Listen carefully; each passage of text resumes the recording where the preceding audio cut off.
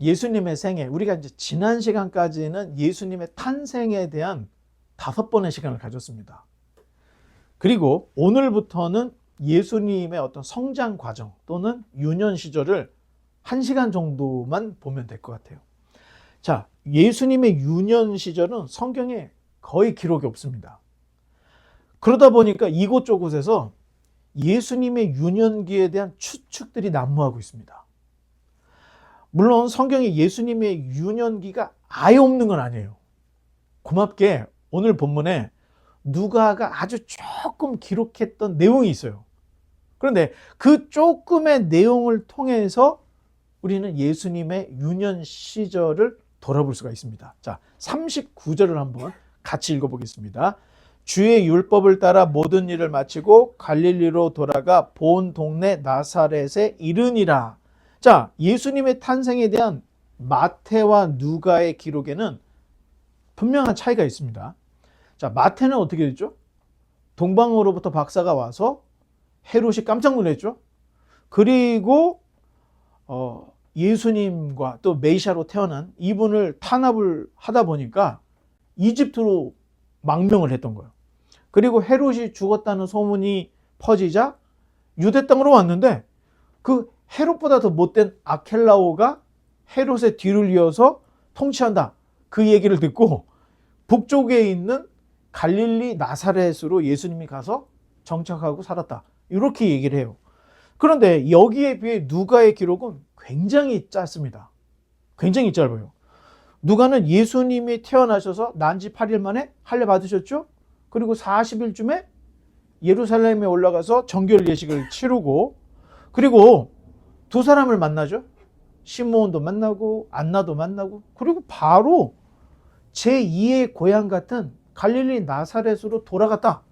오늘 본문에 아주 간단하게 기록을 하고 있습니다. 사실 나사렛이라는 동네는 요셉과 마리아가 정혼을 했던 곳이잖아요. 어떻게 보면은 이 도시를 이주한 거죠. 베들레헴에 살다가 북쪽에 그리고 거기에서 두 사람이 정혼을 했던 그런 곳이고 그러면 왜 거기가 살았을까? 얘기했죠. 이 당시에 헬라 도시가 초토화된 거야. 로마에 의해서. 그런데 헤롯이 이 도시를 완전히 새롭게 하려고 이 데카폴리라고 그 지역을 헬라화 도시를 했던 거예요. 그러니까 일거리가 있잖아. 그리고 요셉의 직업이 이 목수였기 때문에 거기서 분명히 일용직 잡부로 일을 했을 것으로 이렇게 예상이 돼요. 그러다가 이제 그 마리아를 만났던 것이고 예수님을 이제 그 아버지가 되게 됐는데 이유가 있었죠. 그냥 베들레헴으로 간 게 아니에요. 가이사 아구스토의 호정령 때문에 어쩔 수 없이 베들레헴으로 갔다는 거예요. 그런데 가다가 마리아가 아이를 낳은 거야. 예수님을 낳아서. 이런 이야기를 우리에게 전해주고 있는데 그렇다면 누가는 동방박사 얘기를 합니까 안 합니까? 누가? 마태만 하고 있잖아요. 애굽으로 망명 갔던 이야기를 누가가 합니까 안 합니까? 안 해줘. 베들레헴에 2살 이하 아이들이 죽은 이야기를 누가가 해요? 안 하죠. 한 챕터가 빠져 있는 거예요. 누가에게는. 자, 보는 관점에 따라서 야 이거 봐. 니네 지금 예수님에 대한 어떤 그 복음서가 두 사람이 이렇게 양립되고 있잖아. 틀렸잖아. 이게 오류야. 충분히 그렇게 얘기할 수 있겠죠? 그런데 우리의 입장에서는 마태와 누가는 상호 보완적으로 기억을 했다는 거예요. 자, 만약 이 둘이 짜고 쳤더라면 내용이 어떻게 될까요? 다 똑같죠. 다 똑같이 나와야 할 수밖에 없는 거예요. 짜고 쳤으면. 짜고 치지 않고 각자의 관점이 있고 각자가 수집한 자료가 있기 때문에 다룰 수가 있는데 이게 오히려 더 정직하다는 거예요. 그렇다면 이 두 사람이 똑같이 말하고 있는 게 뭐예요? 메시아께서 베들레헴에 태어나셨다는 겁니다.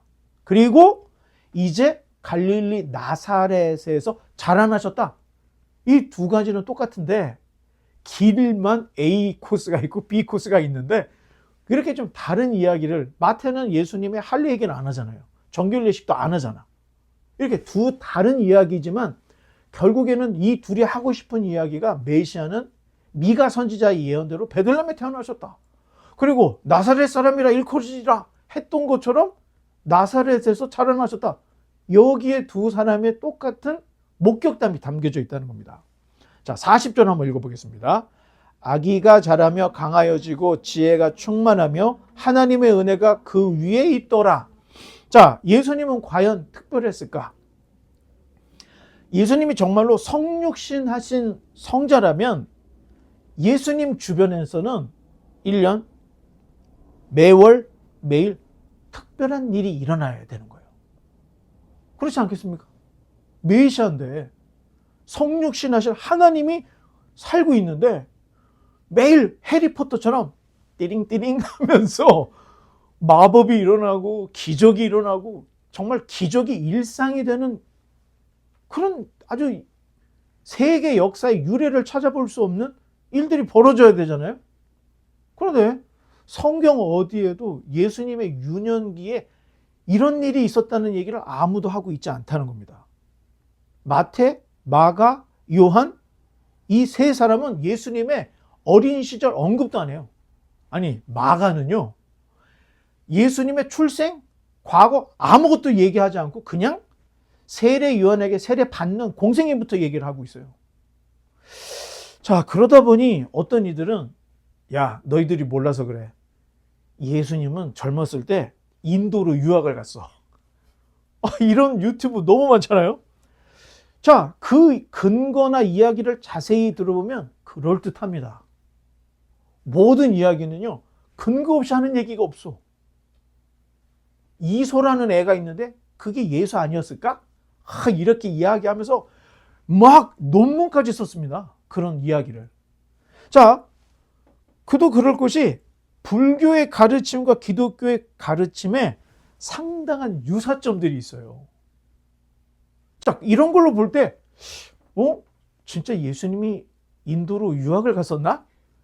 자, 그런데 우리가 신경 써야 될 것이 불교와 기독교라고 하는 이 종교를 둘을 놓고 볼 때, 자, 가르침에 대한 이 유사점은 있는데, 불교라는 종교, 기독교라는 종교를 딱 놓고 보면 완전히 전혀 다르다는 거예요. 자, 기독교는 유일신 사상입니다. 우리가 종교를 이야기할 때 신을 믿잖아? 이 신을 믿을 때 신에 두 가지 종류가 있습니다. 유일신 사상이 있고 다신론이 있어요. 그런데 기독교는 유대교와 이슬람과 함께 유일신을 믿는 종교입니다. 그렇다면 불교는요? 엄밀히는 신을 믿지가 않습니다. 철학이에요. 사색이에요. 사실 불교에서는 창조주에 대한 언급조차 없습니다. 자, 인간의 평등과 집념을 체념하여 해탈을 해야 된다는 것을 강조해요. 자, 따라서 제가 그런 얘기했죠. 전도서 할 때 전도서 1장만 읽으면 불교에 빠질 수 있다. 헛되고 헛되니 다 헛되다. 비슷하죠. 그런데 결국에는 전도서의 끝까지 읽어보면은 인간의 본문 하나님을 섬기는 것이다. 하나님은 선악간의 모든 것들을 판단하시고 심판하시기 때문에 똑바로 살고 하나님 열심히 살아라. 이렇게 결론이 난다는 거예요. 우리가 볼 때는 유사한 점 찾아보면 엄청나게 많이 있을 수 있습니다. 종교들이 가지고 있는 유사점들, 아니 어떤 종교에서 나쁜 짓 하라고 가르칩니까? 그러니까 따져보면 가르침을 볼 때는 다 비슷하고 유사해요. 그런데 본질을 뚫고 들어가서 보면은 완전히 다르다는 거예요. 자, 이런 면으로 따져보면 예수님의 부처 제자설은 설득력이 없습니다. 이런 면에서. 더욱이 예수님은 유대인으로 철저히 율법 아래서 자라났다. 이 얘기를 하고 있는데 41절 한번 읽어보겠습니다. 시작.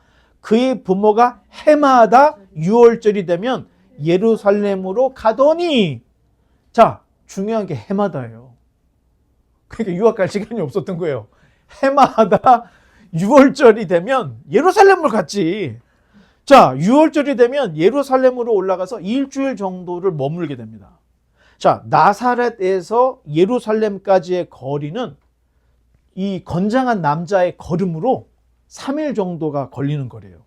그런데 이 절기에 모든 식구가, 모든 가족이 움직일 때는 빨리 갈 수가 없죠. 중간에 가서 밥도 먹고 가서 물놀이도 좀 하고 뭐 이러다 보니까 제가 볼 때는 적어도 5일 정도의 시간을 걸리지 않았을까 이렇게 생각합니다. 그러면 갈 때 5일 정도, 올 때 5일 정도, 예루살렘에서 일주일, 그럼 몇 주예요? 대략 3주예요. 오늘날 여러분 월급도 없이, 월급을 받는 사람이 아니야. 일용직이라고 그랬죠. 가서 일을 해야 그날 먹을 거를 받아오는데 3주 동안 일을 안 하고 순례 여행을 가. 그러면 경제적으로 타격을 입을까요? 안 입을까요? 엄청난 희생을 감수하고 예루살렘에 갔다는 거예요. 그런데 예수님의 가족은 이거를 해마다 예루살렘에 올라갔더라 이렇게 기록을 해요. 자, 그렇다면 예수님께서도 똑같이 이 가족이 가는 그 예루살렘 순례 여행길에 항상 올랐다. 자, 이런 걸 우리가 볼 수가 있는데, 사실 이런 기록은 예수님의 유년 시절에 특별한 일보다는 평범한 일들로만 기록이 되어 있는 거예요. 모든 유대인들은요 3대 절기를 지킵니다. 그리고 제일 중요한 유월절은 반드시 가요. 그리고 디아스폴라 유대인으로 유대 땅이 아닌 먼 타국에서 사는 사람의 평생 소원이 뭐예요? 유월절에 예루살렘 한번 가보는 게 평생 소원이에요.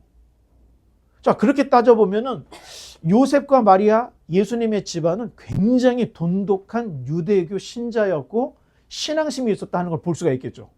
자, 그런데 예수님께서 12살이 되던 해에 특별한 일이 벌어졌다. 42절로 43절입니다. 시작. 예수께서 12살 되었을 때에 그들이 이 절기의 관례를 따라 올라갔다가 그 날들을 마치고 돌아갈 때에 아이 예수는 예루살렘에 머무셨더라. 그 부모는 이를 알지 못하고, 자, 보통 유대인들은 13살쯤 됐을 때 이 바미츠바라고 하는 성인식을 가져요. 근데 지금 예수님이 12살에 예루살렘에 올라갔었던 이야기를 하고 있죠. 그럼 어떻게 보면 이거 예수님의 성인식 아닌가? 이렇게 생각해 볼 수도 있어요. 그러니까 이 성인식 할 나이가 돼서 누가가 이걸 기록했나 보다 이렇게 생각할 수도 있다는 거예요. 그런데 이 바미츠바는 중세 때 생긴 유대인들의 이 성인식이었던 거예요. 그러면 고대 시대 있었습니다. 지금 우리가 지금 유대인들이 하고 있는 이 바미츠바하고는 좀 다르겠지만 고대 시대에도 성인식이 있었어요. 그런데 누가가 예수님의 성인식을 말하고 싶어서 기록을 했을까? 그렇지는 않다는 겁니다. 자, 누가가 조사한 바에 따르면 예수님께서는 유월절을 마치고 예루살렘에 머물고 계셨다 이렇게 전해주고 있어요. 그런데 요셉과 마리아는 예수님이 예루살렘에 있는 것을 모르고 있었다. 자, 지금 성인식을 얘기하려고 그러는 게 아니에요. 예수님이 자라나면서 있었던 아주 독특한 일, 절대 잊어버릴 수 없었던 마리아의 기억을 지금 여기다 기록을 했을 수도 있다. 이렇게 볼 수가 있는데 44, 45절입니다. 동행 중에 있는 줄로 생각하고 하룻길을 간 후 친족과 아는 자 중에서 찾되 만나지 못하며 찾으면서 예루살렘에 올라갔더니, 자, 당시에는 도적죄들이 굉장히 많았어요. 도적대들이. 자, 그러니까 여자와 아이들이 먼저 이 행렬의 앞장을 쓰게 됩니다. 앞부분에 있어요. 그리고 남자들은 뒷부분에 있습니다.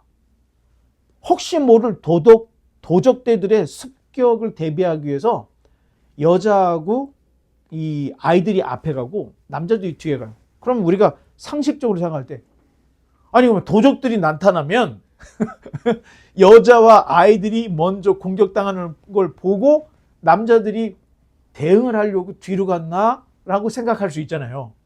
보통 우리가 선봉에 나섰다, 선발대다 할 때는 이거 위험을 감수하고 가는 거니까. 그렇죠? 그런데 그때 당시의 도적들의 특징이 뭐냐면 무리에서 후미에 처지는 약한 부분을 쳐서 공격을 했다는 거예요. 꼭 사자가 사냥을 할 때 어떤 그 소무리에서 뒤처지는 녀석들을 공격하잖아. 그때 당시에 도적들이 이런 습성이 있었다는 거예요. 그러니까 명절에는 많은 가족, 친지, 이웃들이 함께 가는데 여자들 그리고 아이들을 먼저 앞서 보내고 남자들이 짐을 지키면서 가고 있었다는 거예요. 자, 그러면 당연히 아이들은 어떻게 돼요? 뒤섞이겠죠. 자기네끼리 뛰어다니고 그리고 캠핑을 해야 될 때면은 꼭 집에 돌아와서 자는 게 아니고 야 오늘 우리 집에서 자자 그러면은 그럴까? 남의 집에서 같이 남의 부모님 틈에서 잠을 잘 수도 있던 거예요. 자, 요셉과 마리아는 예수님이 12살이 넘었으니까 뭐 알아서 잘 오겠지 이렇게 생각을 하고 있었던 것으로 보이고, 자, 그런데 예수님이 안 보이는 거야.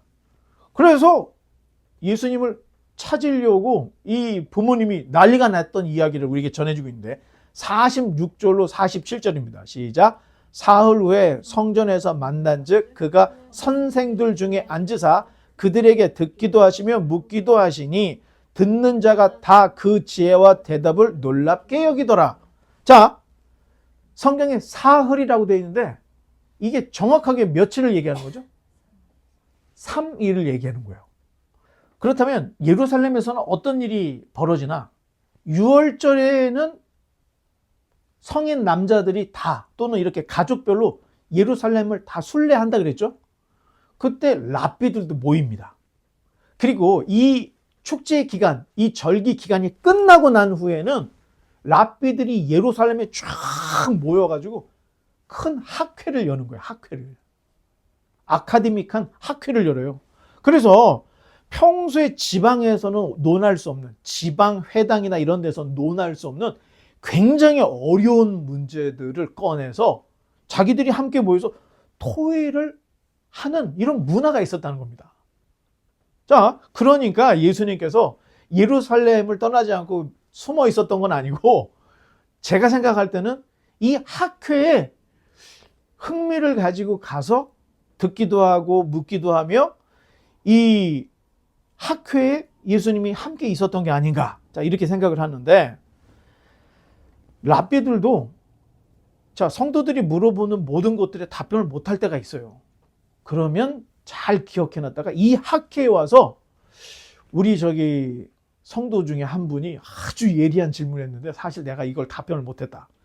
그게 무슨 질문이요? 그러면 탁 하면은 같이 토의를 하면서 묻기도 하고 막 하는 거예요.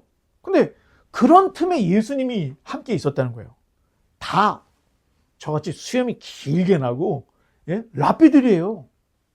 그런데 그 틈에 아주 12살짜리 이 뽀얀 애가 거기 지금 앉아 있는 거야.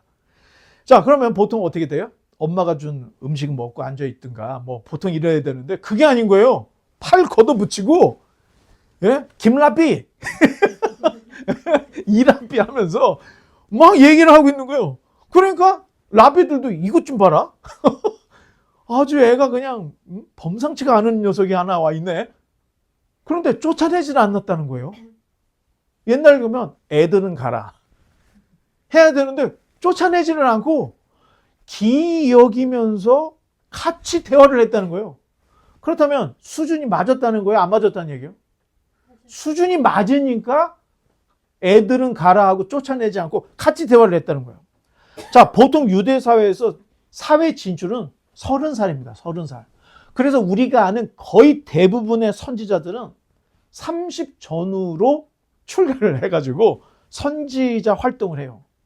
그런데 예수님은 12살의 랍비들과 대등한 대화를 하고 있는 거예요. 더군다나 랍비들을 놀랍게 할 정도의 토론을 하고 있는 광경을 우리에게 전해주고 있어요. 자, 앞으로 계속해서 우리가 예수님 생애에 대한 이야기를 이제 십자가, 부활, 승천까지 우리가 이제 계속 갈 건데, 자, 우리가 복음서에 있다 보면 이런 부분이 나옵니다. 바리새인들이 예수님께 탁 가가지고 가이사에게 세를 바치는 게 옳습니까? 안 옳습니까? 이건 함정이에요. 어떤 함정이냐? 가이사에게 세를 바치면 안 되지 그러면은 로마의 반역자가 되는 겁니다. 그럼 가이사에게 세를 바쳐 그러면은 이게 이 부정한 자가 되는 거예요. 왜? 우리에게는 하나님밖에 없고 하나님께만 드려야 되는데 황제에게 감히 세금을 드려? 이건 이제 노골적으로 이 반민족 사람이 돼버리는 거예요. 자, 그럴 때 예수님께서 야, 동전 하나 갖고 와봐. 그랬더니 동전 갔더니 자, 그 동전에 누구 그림이냐? 가이사요. 가이사의 것은 가이사에게, 하나님의 것은 하나님께. 이거 쇼크죠. 아마 이걸 물어봤던 예수님을 후킹하려고 했던 이들은 소름이 혓바닥까지 아마 소름이 돋았을 것 같아. 내 생각에. 이뿐이 아닙니다. 한 번은 예수님이 가시는데 간음 중에 잡힌 여자를 와서 패대기를 치고 이 여자를 돌로 칠까요? 하고 물어보는 거예요. 이 상황은 지금 우리가 편안한 상태가 아니에요. 갑자기 몰고 들어와서 사람들이 우르르 몰려와가지고 여자 하나가 간음 중에 잡혔다는 거예요. 자, 그랬더니 예수님께서 야, 남편 어디 있어? 간음했던 남자 어디 있어? 이런 걸 물어보고 따지는 게 아니라 갑자기 예수님이 손가락으로 땅에다가 막 쑤시는 거예요. 그래서 사람들이 지금 막 불불 끓어가지고 지금 돌멩이 들어가지고 이 여자 치려고 준비를 했던 거예요. 그런데 갑자기 막 글을 쓰고 있는 거예요. 그랬더니 사람들이 야, 뭐야, 왜 그러니? 이거 봤더니 뭔가를 막 써. 그러니까, 어떻게 해요? 돌로 쳐요, 말아요. 증인을 하라는 거예요, 증인을. 의로운 선생님이니까 투석형에 대한 이 증인이 두세 사람이 있어야 된다 그랬잖아요. 그래서 스테반이 죽을 때 사람들이 겉옷을 벗어서 사울한테 던졌던 이유가 스테반의 죽음에 이 증인이었던 거예요. 그럼 맞죠? 이 여자 지금 간음 중에 잡힌 여자 돌로 쳐야 되는데 당신 증인 좀 서주시오 했던 거예요. 그런데 예수님이 막 쓰더니 돌로 치되 죄 없는 자가 돌로 쳐라. 그랬더니 돌을 들고 있다가 노인들이 던지고 가. 깨끗한 사람이 없어. 그랬더니 젊은 자들이 어르신 다 가. 그 자기도 돈 놓고 가버려요. 돌 놓고. 그러니까 다 떠났어. 여자하고 예수님만 남습니다. 그때 예수님이 너를 돌로 치려고 했던 사람들 다 어디 있느냐? 다 갔습니다. 나도 너를 정죄하지 않겠다. 단 앞으로는 죄를 짓지 마 하고 보내는 거예요. 이건 우리가 여태까지 창세기부터 요한계시록까지 볼 때 우리가 복음서를 이렇게 읽으면서 해볼 때 야, 이거 우리가 사도 바울의 서신 읽을 때 야, 사도 바울은 천재인가 봐. 이런 얘기를 했는데 복음서에 예수님께서 이런 예화나 이런 그 예수님의 이야기들을 볼 때는 사도 바울은 똑똑한 사람이었구나. 이 정도밖에 안 되는 거예요. 예수님의 지혜를 따라올 수가 없는 거예요. 누구도. 이게 미리 내가 이틀 후에 갈 테니까 준비하시오. 이런 것도 아니었던 거예요. 갑자기 길을 가는데 막 이런 일이 돌발적으로 일어나는 거예요. 모든 사람들이 이런 돌발적인 일에는 당황을 하게 되는 거예요. 당황을. 전혀 당황을 하지 않고 야, 동전 갖고 와봐. 누구 동전이냐? 야, 돌로 쳐. 대신 죄 없는 자가 돌로 쳐라. 다 떠나가죠. 한 번은 예수님이 질병에 걸리되 귀신에게 고통당하는 사람을 고쳐주는 거예요. 그랬더니 바리새인들이 뭐라고 해요? 저거 귀신의 신 바알세불의 힘으로 지금 귀신을 쫓아내는 거야 하는 거야. 그러면 여러분 예수님이 귀신을 쫓았다는 얘기예요? 못 쫓았다는 얘기예요? 쫓았지. 귀신들을 쫓아 예수님이. 그런데 바리새인들이 그 현상은 있는데 예수님의 능력으로 쫓았다고 말하고 싶지 않으니까 뭐라고 해요? 바알세불을 힘을 빌려서 귀신을 쫓다. 이렇게 얘기를 하는 거예요. 그랬더니 예수님이 뭐라고 논방을 해요? 야, 사탄이 사탄을 쫓아내고 어떻게 자기 나라를 세우겠느냐? 다 멘붕이 온 거죠. 논박할 여지가 없는 거예요. 아니 예수님께서 설교를 하시는데 회당에서 손 마른 자가 있는 거예요. 회당에 안식일에. 그러니까 예수님 너 일어나 하더니 손을 고쳐주는 거예요. 그랬더니 사람들이 야 예수님이 사람의 질병을 고쳐준다 그랬더니 회당장이 이 사람들아 안식일에는 이런 거 하면 안 되지. 평일에 와. 막 이러는 거예요. 그랬더니 예수님께서 이런 얘기예요. 안식일에 선을 행하는 것과 악을 행하는 거 어떤 게 낫겠냐? 아무도 대답을 못합니다. 너희도 너희 짐승의 구덩이에 빠진 걸 보면 안식일이라도 꺼내지 않느냐. 하나님이 자기 백성이 지금 평생 손이 말라가지고 죽어가는 이 사람을 안식일을 고친 게 뭐가 잘못된 거냐? 논박을 할 수가 없죠.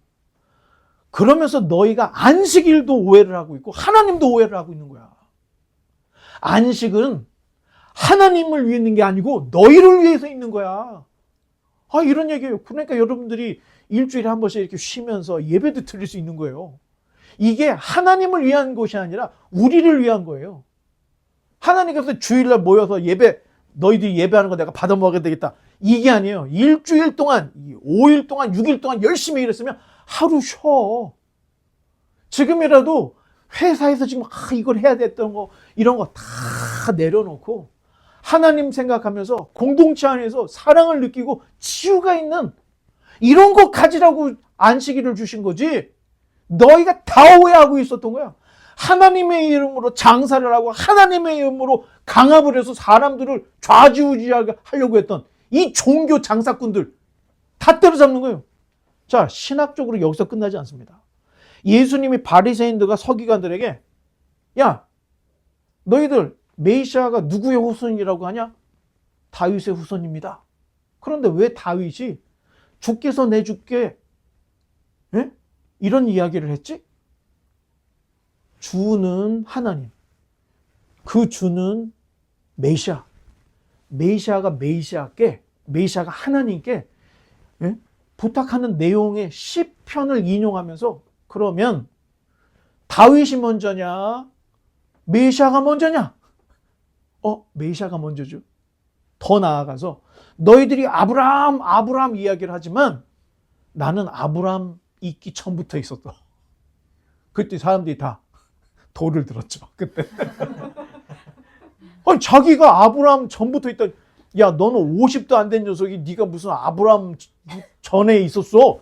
그러면서 예수님이 사실 아브라함이 너희 때 볼 것을 보고 미리 보고 기뻐했던 거야. 그랬더니 사람들이 돌을 진짜 여기까지 들어서 던지려고 했죠. 아예 노골적으로 예수님은 나는 하늘로서 내려오는 생명의 떡이야. 자기 자신을 그렇게 얘기해요. 그리고 더 나아가 나와 아버지는 예수님 뭐라고 했어요? 나와 아버지는 하나다. 이거 지금 큰일 난 거죠. 보통 신성 모독자가 아닌 거예요. 하나님과 자기를 동일시하니까. 예수님이 그런 얘기를 해요. 그러면서 도마가 맨 마지막에 주님 이제 부활도 했으니까 하나님 좀 보여주세요 했더니 야 도마야, 나를 본 자는 아버지를 본 거야. 예수님이 이런 얘기를 하시잖아요. 신학적으로 자기 자신의 정체성을 정확하게 알고 계셨고 예수님께서 활동하셨던 이 복음서 전체 내용을 보면 곳곳에 내가 다윗 이전에 있었고 아브라함 이전에 있었고 내가 곧 하나님이라는 것을 예수님이 이미 얘기를 했던 거예요.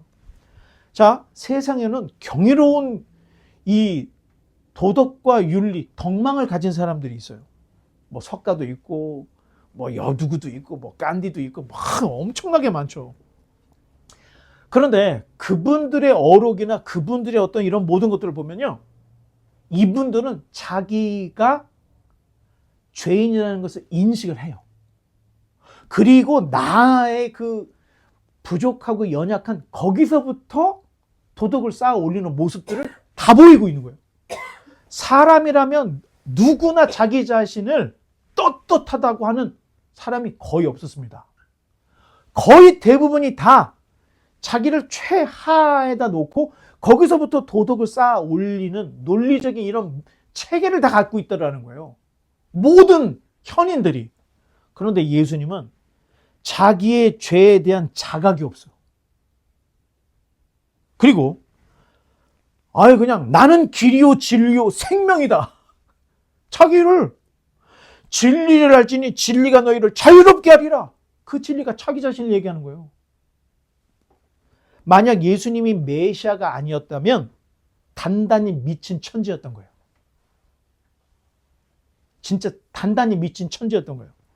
정말로 하나님의 아들이라면 여러분 복음서를 통해서 복음서 저자들이 우리에게 전해주는 하나님의 아들을 믿고 동의할 수밖에 없다는 겁니다. 어떤 이들은 예수님의 메시아 캐릭터는 1세기의 신앙 공동체 사람들이 만들어낸 캐릭터다. 하지만 지금까지 신화와 전설들을 살펴볼 때 그 모든 신화와 전설들은 정치적 주장을 담고 있다는 거예요. 정치적 주장. 그런데 예수님은 유대인의 편도 아니었고요. 그리스 로마의 편도 아니었던 모습을, 무정치의 모습을 보여주고 있어요. 그리고 예수님의 논쟁 스타일, 창의력, 도덕적 통찰, 이 문화적인 맥락을 초월하는 영향력은 세계에 있었던 수많은 현자들에게서도 어디에서도 찾아볼 수 없는 정말로 독특한 거예요. 정말로 독특한 면인 거예요. 만약 정말로 메시아 예수를 1세기 신앙의 공동체들이 만들었다 할 때는 그 공동체 안에 엄청난 인류를 대표할 수 있는 천재들이 모여있는 집단이었다. 이렇게 봐야 된다는 거예요. 그렇지 않으면 이 1세기 신앙 공동체의 사람들은 이 세상 사람들이 아니라는 거예요. 왜? 이미 수많은 현자들의 책, 그들의 가르침 다 총합해서 볼 때 예수님과 현자들은 비교가 안 되는 거예요. 자, 아마도 이 성전 학회에서 율법으로 풀기 어려운 문제들에 대해서 예수님이, 이 12살밖에 안 되는 예수님이 랍비들과 머리를 맞대고 논쟁을 하고 동의도 하고 반대도 하고 자유토론을 하고 있는 이 모습을 누가가 그린 내용을 볼 때 분명히 예수님은 우리같이 평범한 삶을 살았지만 그 안에 이 12살의 예수님이 랍비들과 대화를 하는 이 유월절 기간에 있었던 이 사건은 누가가 그냥 지나칠 수가 없었던 일인 거예요. 여기에 예수님의 그 성장기의 모든 이야기가 다 들어져 있는 이런 내용을 썼던 것으로 우리가 볼 수 있는 거예요. 자, 그럼 이런 모습을 본 예수님이 랍비들과 토의하고 있는 모습을 본 요셉과 마리아는 어땠을까? 48장 8절부터 50절입니다.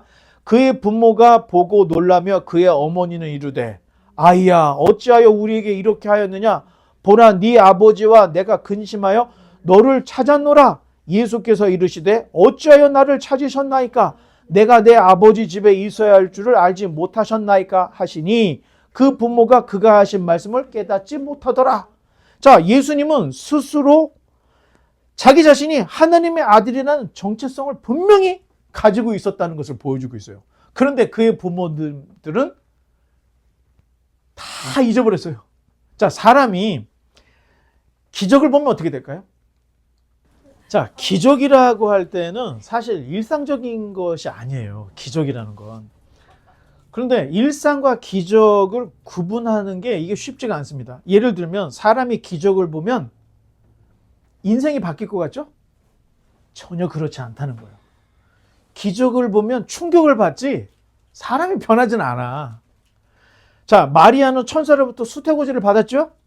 그리고 엘리사벳의 집에 가서 6개월 된 잉태되어 있는, 6개월 동안 잉태되어 있는 이 엘리사벳을 보고 왔어요. 그리고 요셉은 천사로부터 예수님, 마리아 데려오는 것을 두려워하지 말라. 성령으로 잉태된 거야. 뭐 이런 기적과 같은 일들이 있었던 거예요. 그리고 예루살렘에서 정결 예식을 할 때 시몬, 안나를 만나서 그분들이 예수님이 이 아이가 어떤 인생을 살지에 대한 얘기를 다 들었어. 그리고 누군가를 만나고 들었을 때는 특별한 천사를 만났다든가 아니면 뭐 귀인을 만나서 시몬과 안나 같은 사람을 만나서 특별한 얘기를 들었을 때는 그때는 잠깐 충격을 받아요, 사람이. 그런데 얼마 못 가서 다시 일상으로 돌아오게 된다는 거예요, 사람은. 그러니 기적이나 이적에 신앙의 무게중심을 둔 사람은요, 항상 그 자리라는 거예요. 보고 시작을 했어, 신앙생활을. 기적을 보고. 그러면 그 이후에 채워 넣어야 될 소양이 있다는 거예요.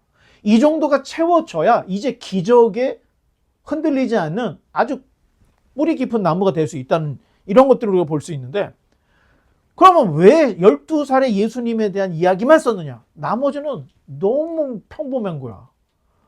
뭐 유월절 되면 가서 일주일 있다가 3주 있다가 오고, 그거를 20년, 30년을 한 거예요. 그러니까 쓸 필요가 없어. 아니 그걸 20번, 30번 쓸 필요가 없잖아. 없는 말을 만들어낼 필요도 없잖아. 그런데 딱 한 번 12살 때 있었던 이야기를 함으로 예수님이 충분히 자기의 정체성을 자각하고 있었다는 것을 우리에게 보여주는 거예요. 자, 쉽게 얘기해서 예수님의 메일은 해리포터와 같은 뿅뿅뿅뿅 하는 인생이 아니었다는 겁니다. 저와 여러분처럼 지극히 평범한 삶을 살았는데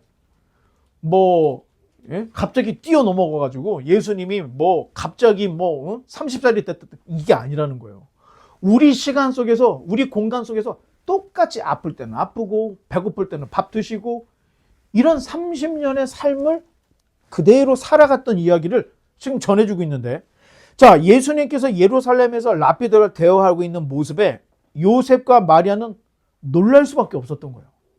아니, 천사가 나왔을 때는 죽을 것 같이 놀랐어. 그런 경험이 한두 번이 아니야. 그런데 왜 유독 12살에 예수님이 랍비들과 이 얘기를 하면서 또 놀랐을까요? 항상 일상으로 돌아왔기 때문에 그렇다는 거예요. 항상 일상으로 돌아오다 보니까 예수가 참 특별한 아이였지. 그걸 그때 생각을 했더라는 거예요. 자, 더욱이 예수님께서 뭐라고 얘기했냐면 내가 내 아버지 집에 있어야 될 줄을 알지 못하였나이까? 하고 얘기를 하는 거예요. 자, 어찌 보면 부모로서 우리 아이들이 내가 있어야 할 곳에 가 있는 거죠. 이러면 싸대기 날아가는 겁니다. 근데 그 부모가 그 얘기를 듣고 이게 무슨 말이지? 하고 못 알아들었다는 거예요. 알아들었다면 어떻게 될까요?